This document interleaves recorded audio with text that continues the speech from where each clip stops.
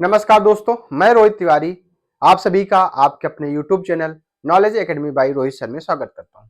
उम्मीद करता हूं आप सभी स्वस्थ होंगे और अच्छे होंगे और आपकी पढ़ाई लगातार अच्छी चल रही होगी। आप देख रहे होंगे विगत वीडियो के अनुसार हम लगातार आपके लिए Allahabad High Court group C और ग्रुप टी से संबंधित जो मैथ के प्रश्न पूछे गए हैं और जो पूछे जा सकते हैं वो प्रश्न आपके सामने लेके आते हैं। इसलिए चैनल को सब्सक्राइब जरूर कर लिया करें और अपने दोस्तों के साथ भी शेयर किया करें।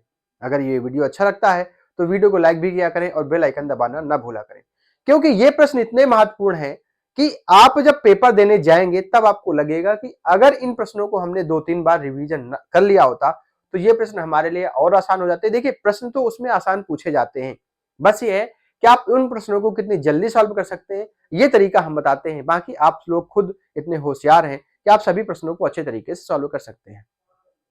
अभी ये 20 मिनट 25 मिनट 30 मिनट के जो वीडियो है, जब आपका पेपर नजदीक आ जाएगा, जब आपकी डेट आ चुकी होगी, तो हम आपके लिए 2-2 घंटे 2.5-2.5 घंटे की क्लास लेके आएंगे। देखेंगे कि एक एक वीडियो में कम से कम 40-40 क्वेश्चन सॉल्व हो जाए, ताकि अगर 10 वीडियो भी मिल जाए, 400 प्रश्न आपको वो वाले मिलेंगे प्लस ये वाले प्रश्न मिलेंगे, तो लगभग लगभग 1000 प्रश्न हो जाएंगे।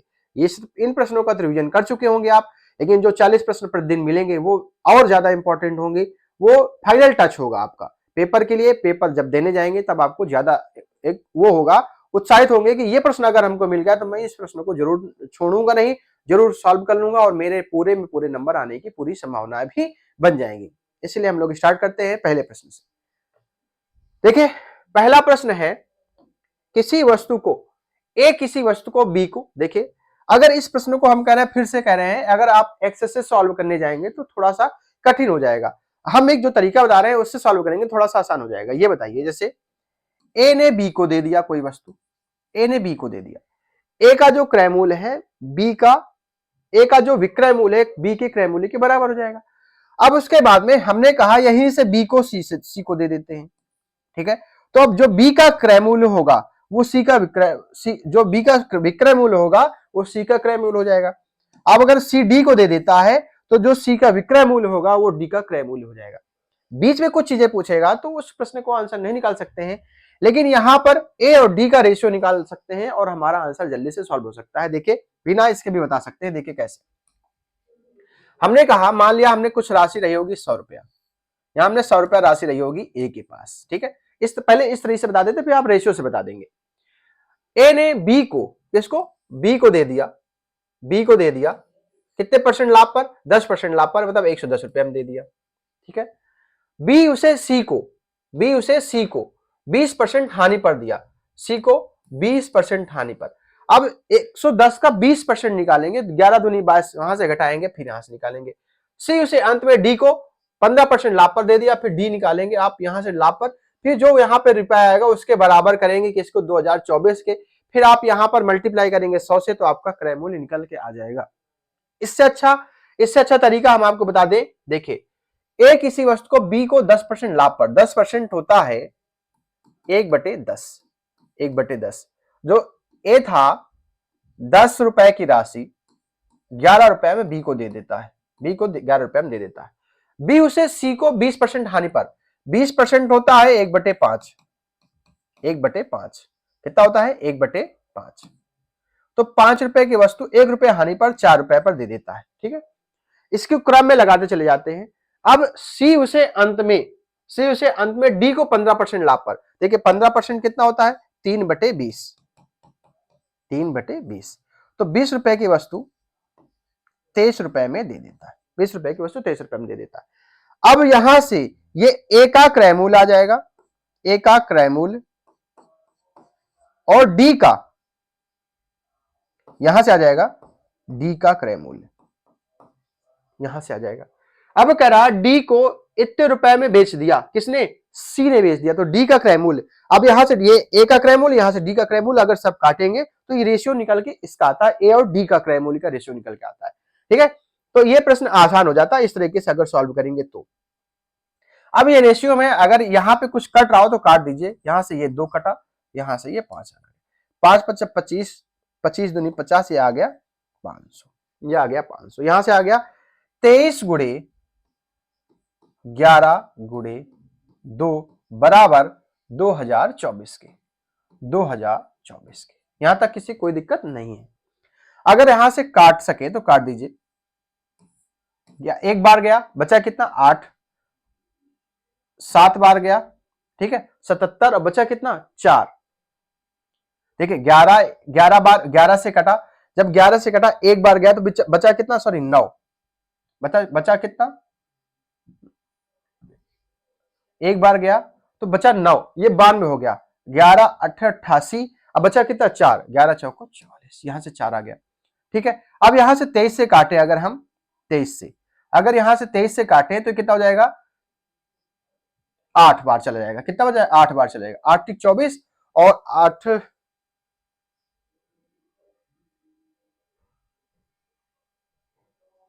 ठीक है 8 ही बार जाएगा, 8 × 24 और 2, 8 दूनी 16 और 2 कितना हो जाएगा 18। तो ये बचेगा, ये कट जाएगा 4, एक बराबर आ जाएगा 4। जब एक बराबर 4 के आ गया, जब एक बराबर 4 के आ गया तो ए का उसको कितने रुपए में खरीदा था, तो ए का क्रय मूल्य गुणे 4 बराबर 2000। ये आपका प्रश्न आ गया, ये आपका आंसर आ गया 2000। यहां तक किसी कोई समस्या नहीं होगी।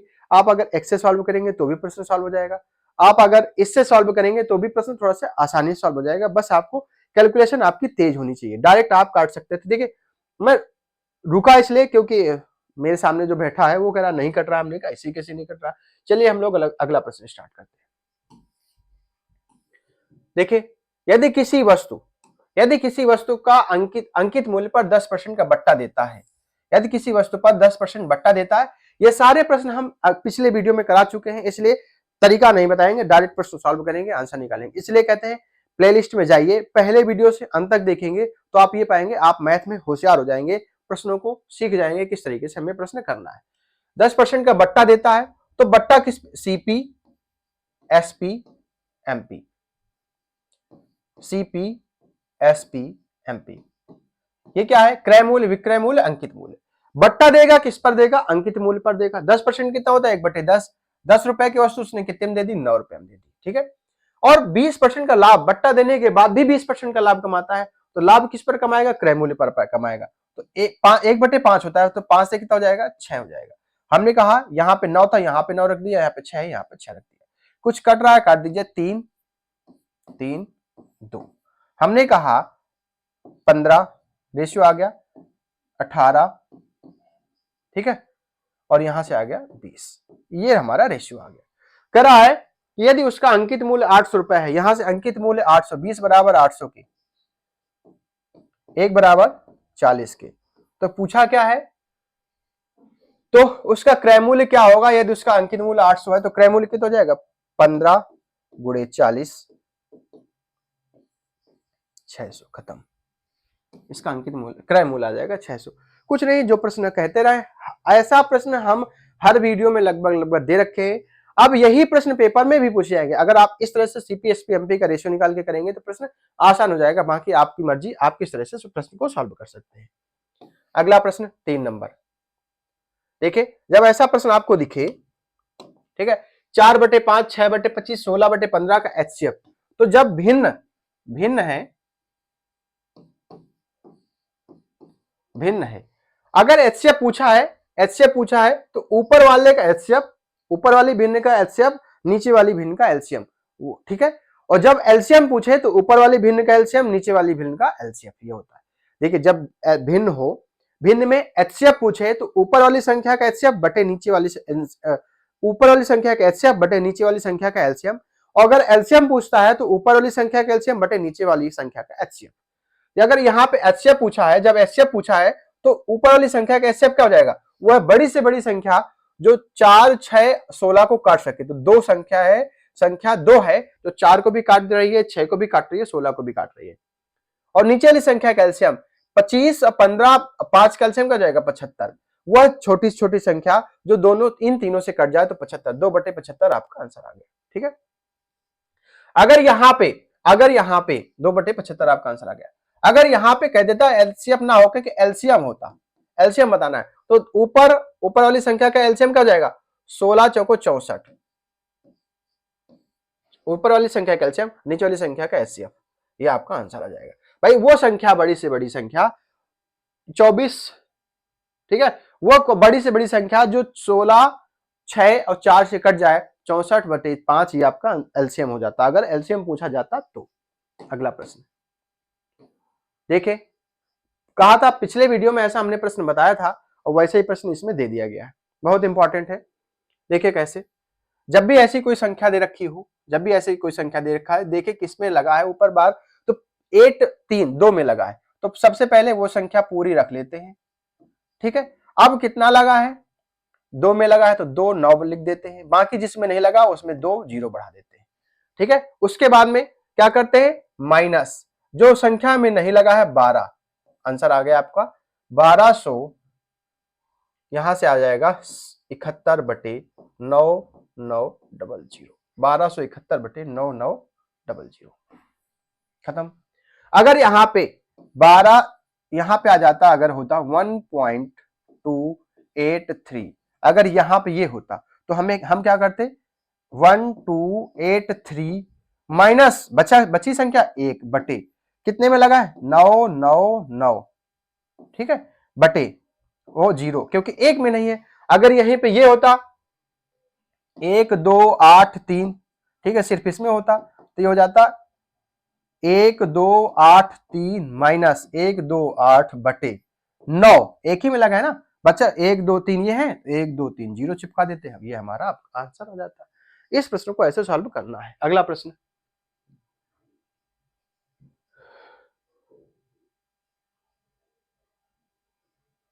अगला प्रश्न है, देखिए इसको क्या लिख सकते हैं, 8 कितने में है बटे 9 प्लस 6/9 प्लस 4/9, 6 4 10 8 18, 18/9 बराबर कितना आ गया 2।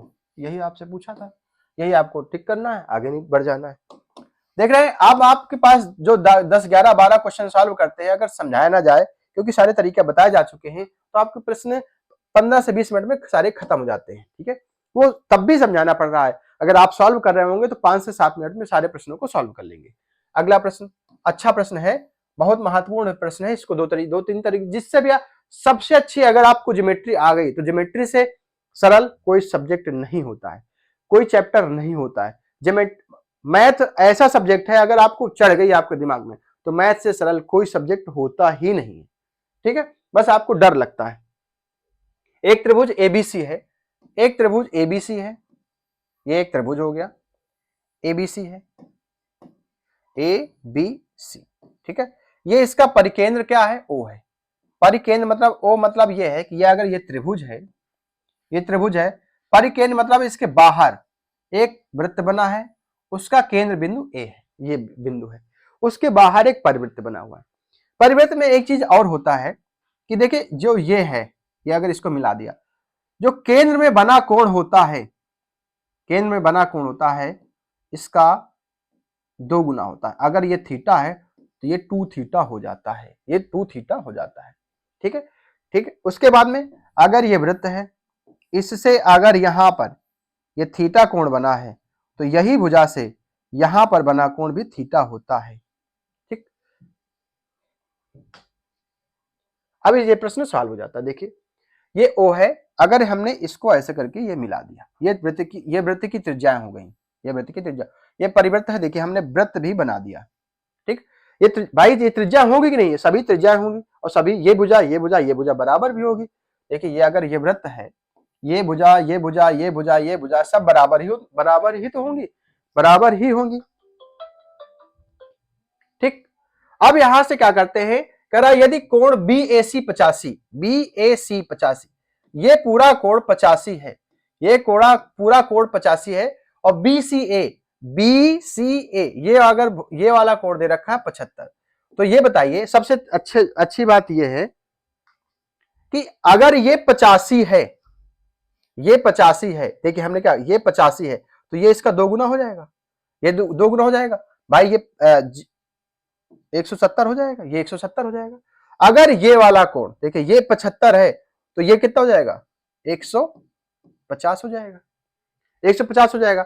अब ये पूरा 360 है, अगर ये पूरा 360 है तो 360 में से कितना, 15 दूनी 30, 320 निकल गया, बचा कितना 40, तो ये कितना हो जाएगा 40 हो जाएगा। जब ये 40 हो जाएगा तो कोण कौन सा पूछा है, तो कोण OCA, OCA ये वाला कोण पूछा है, ठीक है। तो ये भुजा बराबर, तो ये कोण बराबर हो जाएगा।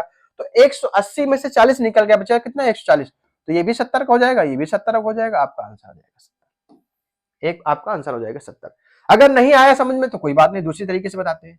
ये एक त्रिभुज है, ये एक त्रिभुज है, ठीक है, ABC, ठीक है, ये परिकेंद्र है, O है, ठीक है। अब ये वाला कोण दे रखा था 85, ये कोण दे रखा है 70, ठीक। तो 75 सॉरी, कितना है 75, तो 70 और 75, 70 75 बचा कितना 20, ये वाला हो जाएगा 20, ठीक है। अगर हमने इसको ऐसे मिला दिया, यहां पे ऐसे हमने मिला दिया, अगर ये देखिए इस भुजा से इस भुजा पर, यहां पर 20 है तो यहां पर कितना हो जाएगा 40 हो जाएगा। अब ये त्रिभुज है, ये त्रिभुज हो गया, इसका तीनों कोणों का योग कितना होता है 180, और ये भुजा बराबर, तो ये 40 है तो ये 70 और ये 70, खत्म आंसर आपका, ये भी आंसर आ गया। यहां तक किसी कोई समस्या नहीं होगी। अगला प्रश्न 7 नंबर, और ध्यान दीजिए, आज से शायद या कल से, आज से आपकी चैप्टर वाइज क्लासें होंगी। जो ये चीजें अभी हमने बताई हैं, अगर आप इन सब चीजों को पढ़ लेंगे तो आपके लिए प्रश्न आसान हो जाएंगे। चैप्टर वाइज क्लासेस स्टार्ट हो रही हैं। अगर किसी को भी चैप्टर वाइज पढ़ना है तो आप हमसे पढ़ सकते हैं। हमारे चैनल को सब्सक्राइब करें ताकि चैप्टर वाइज क्लास भी आपको मिलती रहे। देखिए, एक 3 सेंटीमीटर त्रिज्या वाले तांबे के गोले को 3 सेंटीमीटर त्रिज्या वाले तांबे के गोले को 0.2 सेंटीमीटर व्यास वाले एक तार में बदला जाता है, तो तार की लंबाई बताइए। देखिए, पाई आर स्क्वायर एच बराबर हो जाएगा 4/3 पाई आर क्यूब। कोई दिक्कत? देखिए, पाई से पाई कट गया, आर स्क्वायर कितना दे रखा है 0.2/2 इंटू 0.2/2 इंटू एच बराबर हो जाएगा 4/3। आर कितना दे रखा है 3 गुणे 3। यहां तक किसी कोई समस्या? ये 3 से ये 3 कट गया। अब यहाँ पे ये 0, ये दशमलव हटाया, ये 0 बढ़ा दिया, ये 4 से ये 4 कट गया, तो कितना आ गया h बराबर आ जाएगा 3 चौको 9 चौको 36, कितना आ जाएगा 3600 सेंटीमीटर। लेकिन पूछा क्या है मीटर में, तो 36 मीटर आंसर आ जाएगा। कितना आ जाएगा 36 मीटर आपका आंसर आ जाएगा। खत्म प्रश्न। अगला 8 नंबर, एक त्रिभुज है, एक त्रिभुज एबीसी की भुजा AB, एक त्रिभुज एबीसी एक त्रिभुज है कि भुजा AB और AC के मध्य बिंदु, AB और AC के मध्य बिंदु यहां पर है, कहीं D और E पर मिलते हैं। यहां पर D है, यहां पर E है, D और E पर मिलते हैं, ठीक है। तो करा है, और BC बराबर 10, ये भुजा दे रखी है 10, ठीक है। यदि DE इसके समांतर है, यदि DE BC के समांतर, देखे ये इसके समांतर अगर ये रेखा है और ये दोनों मध्य बिंदु हैं, तो ये भुजा इसकी आधी होती है, तो ये कितनी हो जाएगी 5। खत्म आंसर। ये नोट कर लीजिए, अगर AB और CD के मध्य बिंदु D और E है और DE BC के समांतर है, तो जो DE होती है हाफ BC होती है। DE बराबर हाफ BC, तो DE बराबर BC का मान 10 रखेंगे तो आंसर आ जाएगा DE का मान आ जाएगा 5। खत्म ये भी प्रश्न। अगला क्वेश्चन 9 नंबर,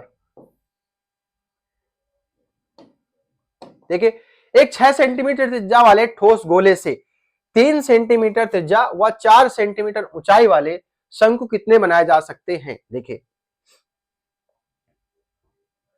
6 सेंटीमीटर त्रिज्या वाले गोले 4/3 पाई आर क्यूब कितना देखा 6 गुणे 6 गुणे 6, इससे 1/3 पाई आर स्क्वायर एच, ठीक है। तो यहां से आर स्क्वायर का मान कितना दे रखा है, शंकु बनाना है ना, शंकु का आयतन कितना होता है 1/3 पाई आर स्क्वायर एच, तो त्रिज्या देखिए 3 गुणे एच दे रखा है 4, पाई से पाई कट गया, 3 से 3 कट गया, ठीक है। देखिए 4 से 4 कट गया, 3 दूनी 6, ठीक है। तो तो 6 चौको 24, कितने शंकु बनाए जा सकते हैं? टोटल 24 शंकु बनाए जा सकते हैं। आपका ये भी प्रश्न खत्म होता है। ऐसे प्रश्न बहुत ज्यादा पेपर में पूछे जाते हैं, ग्रुप सी चाहे ग्रुप डी हो, चाहे स्टेनो हो, चाहे ड्राइवर का पेपर हो, सभी के लिए बहुत महत्वपूर्ण है। और आप इन प्रश्नों को नोट भी करते चले जाएं, क्योंकि ये प्रश्न ही पेपर में आपके पूछे जाएंगे और फिर वहां पर आपके लिए कोई दुविधा ना हो। अगला प्रश्न 10 नंबर, एक आदमी ने कुछ वस्तुएं 10,000 रुपए में खरीदा, उसमें से 3/5 लाभ पर तथा शेष वस्तुओं को कितने % लाभ पर बेचे कि उसे कुल पर 9% का लाभ हो। ऐसा प्रश्न हम एक वीडियो में बता चुके हैं। सबसे पहले आपके पास 10,000 रुपए थे, अगर आप सॉल्व करने जाएंगे तो थोड़ा सा पेपर प्रश्न आपके लिए कठिन हो जाएगा, लेकिन आप हमारी तरीके से सॉल्व करेंगे तो थोड़ा सा आसान हो जाएगा। देखिए हम दोनों तरीके बता देते हैं। 10,000 रुपए थे, उसका 3/5 भाग कितना हो जाएगा? 6,000 रुपया। 6,000 को आप 5% लाभ पर बेचेंगे, जो निकल के आएगा, ठीक है। कुल वस्तु को 10,000 रुपए को 9% लाभ पर बेचेंगे, तो जो निकल के आएगा यहां से, उसके बाद शेष जो बची वस्तु 4,000 को कितने % लाभ पर बेचे ये बताना है, ठीक है। इससे जो निकल के आएगा इसको घटाएंगे, जो यहाँ पे मान निकल के आएगा उससे इसको घटाएंगे, 4,000 को घटाएंगे, जो लाभ होगा बटे 4,000 करेंगे, आपका आंसर आ जाएगा। फिर आपका कहीं ना कहीं आंसर निकलेगा। देखिए इसकी कोई जरूरत ही नहीं है। 3/5, 5 में से 3 को यदि 5% लाभ पर बेचता है तो टोटल 15% का लाभ होता है, 15% का लाभ होता है। शेष वस्तु को कितने % लाभ पर बेचे, शेष वस्तु को कितने % लाभ पर बेचे कि कुल पर उसको 9% का लाभ हो, मतलब 45% का लाभ हो। तो 45 में से 15 निकल गए, बचे कितने बचे? 0, 30। अब यहां पे कितना % लाभ होना चाहिए? 15% लाभ होना चाहिए। यही हमारा आंसर आ गया। खत्म। बताइए इस प्रश्न को इसकी जरूरत पड़ी क्या नहीं पड़ी? आंसर निकल के आ गया। अगला प्रश्न, बहुत बढ़िया प्रश्न है। इस प्रश्न को आप बहुत कंफ्यूज रहते हैं, मेरी बात समझ लीजिए, आप इस प्रश्न को तुरंत ही सॉल्व कर लेंगे। देखिए आप क्या करते हैं, ये मिल्क का रेशियो है, ये वाटर है, ये मिल्क है, ये वाटर है, तो आप क्या करते हैं 9/10, ठीक है। यहां से मिल्क का, यहां से 2/5, यहां से 7/10, ये करते हैं, फिर इसको घटाते हैं, इसको घटाते हैं, आपका आंसर निकल जाता है। एक काम करते हैं ये कि अगर यहां से ये टोटल 10 था, ये टोटल 5 है, ये टोटल 10 है, तो इसको भी 10 बना लेते हैं ना, बराबर बराबर भाग बांट लेते हैं, तो इसको 10 बनाएंगे तो 4:6 आ जाएगा। अब यहां से मिल्क 10, यहां से मिल्क 4, यहां से मिल्क 7, जैसे 10 में से 3 आ गया, 4 में यहां से 9 था, ये 9 है भाई, ये 10, ये 10, ये 10, तो 10 बनाने के लिए इसमें 2 का मल्टीप्लाई किया, 4:6 आया, तो यहां से आ गया ये 9, यहां से 9, यहां से आ गया 4, यहां से आ गया ये 7, यहां आ गया 2, यहां से आ गया 3, ये आपका अनुपात आ गया 3:2। खत्म, 3:2। आप इसको इस तरह से सॉल्व कर सकते थे कि ये कितना है, इसमें मिल्क कितना है 9/10, 9/10 मतलब 90% मिल्क है, ठीक है। यहां से 2/3 मतलब 60% कितना है, 40% मिल्क है, 40%, क्यों 2/3, 2/5, 1/5 20%, तो 2/5 40%, ठीक है। और यहां से कितना है 70%, तो कितना आ गया, यहां से 20%, यहां से 30%, कट गया, 3:2 का अनुपात आ गया। और ये प्रश्न खत्म होते हैं। ऐसे ही प्रश्न पाने के लिए हमारे चैनल को सब्सक्राइब जरूर करें। बार बार कहते हैं कि बेल आइकन दबाना ना भूलें, क्योंकि वो प्रश्न तुरंत ही आपके पास आ जाएंगे, नोटिफिकेशन आ जाएगा और आप उन प्रश्नों को सॉल्व कर लेंगे, आपकी मैथ अच्छी हो जाएगी। मिलते हैं नेक्स्ट वीडियो में, धन्यवाद।